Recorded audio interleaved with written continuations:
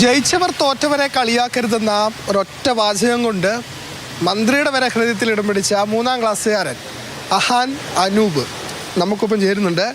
മോനെ, ഇത് എഴുതാൻ തോന്നാൻ എന്താ കാരണം? അത് ഞാൻ അങ്ങനെ കണ്ടിട്ടുള്ളതുണ്ട്. എന്താ കണ്ടിട്ടുള്ളത്? ബാസ്കറ്റിൽ നിന്ന് ബോളെടുത്ത് മറ്റേ ബാസ്കറ്റ് എറിയുക, അന്നേരം ഒരാൾ തോറ്റു ഒരാൾ ജയിച്ച്. അങ്ങനെ ജയിച്ച പേര് തോറ്റവരെ കളിയാക്കിയപ്പോൾ ആദ്യം കളിയാക്കിയപ്പോൾ ഒന്നും തോന്നിയിട്ടില്ല, പിന്നെയും കളിയാക്കിയപ്പം കരഞ്ഞ്. എനക്ക് തോന്നി അതുകൊണ്ടാണ് പരീക്ഷ അങ്ങനെ എഴുതിയത്.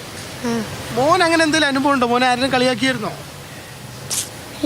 ഇല്ല. മോനെ കൂട്ടുകാരെ അങ്ങനെ ആരെങ്കിലും കളിയാക്കുന്നത് കണ്ടോ? അത് കളിയാക്കുന്നുണ്ട്. അല്ല, മന്ത്രിയൊക്കെ ഇതിങ്ങനെ പോസ്റ്റ് ചെയ്തപ്പോൾ സന്തോഷം തോന്നിയോ? തോന്നി. മനസ്സിലായോ? മോന്റെ പേര് കേരള ആദ്യം തന്നെ ചർച്ച ചെയ്യാണ് കേട്ടോ. പരീക്ഷയ്ക്ക് ഇഷ്ടപ്പെട്ട കളിയുടെ ചോദ്യത്തിന് നല്ല ഉത്തരവാണ് എഴുതിയിരിക്കുന്നത്. അവസാനം എഴുതിയ ഉത്തരവാണ് എനിക്ക് ഏറ്റവും ഇഷ്ടപ്പെട്ടത്. ജയിച്ചവർ തോറ്റവരെ കളിയാക്കരുത്. അതെങ്ങനെ തോന്നി അങ്ങനെ എഴുതാൻ വേണ്ടി? ആരെങ്കിലും പറഞ്ഞതാണോ അത് മോൻ തന്നെ എഴുതിയാണോ? ഞാൻ ഒറ്റക്ക് കണ്ടുപിടിച്ചിട്ട്. അപ്പോ ഹാപ്പി. ഏറ്റവും സന്തോഷകരമായി മന്ത്രിയുടെ പേജിൽ സോഷ്യൽ മീഡിയയിൽ മോന്റെ അഭിപ്രായങ്ങൾ പോസ്റ്റ് ചെയ്തിട്ടുണ്ട് കേട്ടോ. Thank you. ഞാൻ കണ്ടു. തോറ്റവരെ ജയിച്ചവർ കളിയാക്കരുതെന്ന് പറയുന്ന ഒരു മനസ്സ് വലിയ കാര്യം അല്ലേ? സന്തോഷമുണ്ടല്ലേ? തീർച്ചയായിട്ടും അത് തന്നെയാണ്. ഈ കുട്ടിയുടെ അമ്മ നിമ്മ നമുക്കൊപ്പം ചേരുന്നുണ്ട്. ഉത്തരം കണ്ടപ്പോൾ വെറുതെ ഒരു കൗതുകത്തിന് ഞാൻ ഇട്ടതാണ്.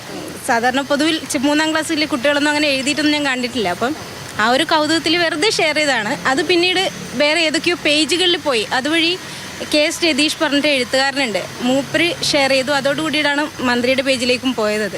കുഞ്ഞിങ്ങനെ പറയുമ്പോഴേ അല്ലേ, ഇപ്പോൾ വലിയവർക്കിടയിൽ പ്രശ്നമില്ല, പക്ഷേ ഒരു മാതൃക. അതെ, ഒരു 3ാം ക്ലാസ്സുകാരൻ അങ്ങനെ ചിന്തിക്കുക എന്നുള്ളത് ഭയങ്കര വലിയ കാര്യമായിട്ടാണ് ഞാൻ കരുതുന്നത്. ഒരു അമ്മ എന്നുള്ള നിലയിൽ എനിക്കത് ഭയങ്കര സന്തോഷമാണ്. ഇപ്പോൾ നമുക്ക് ഈ സ്കൂളിലെ പ്രധാന അധ്യാപകൻ തന്നെ നമുക്ക് പോകണ്ട സാറേ.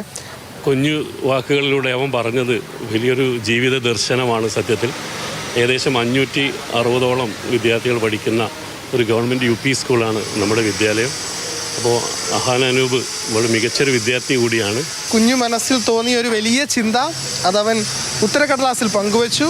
അത് എല്ലാവരുടെയും ഹൃദയത്തിൽ ഇടം പിടിക്കുകയും ചെയ്തു. കണ്ണൂരിൽ നിന്നും ഫെലിക്സ്, മാതൃഭൂമി ന്യൂസ്.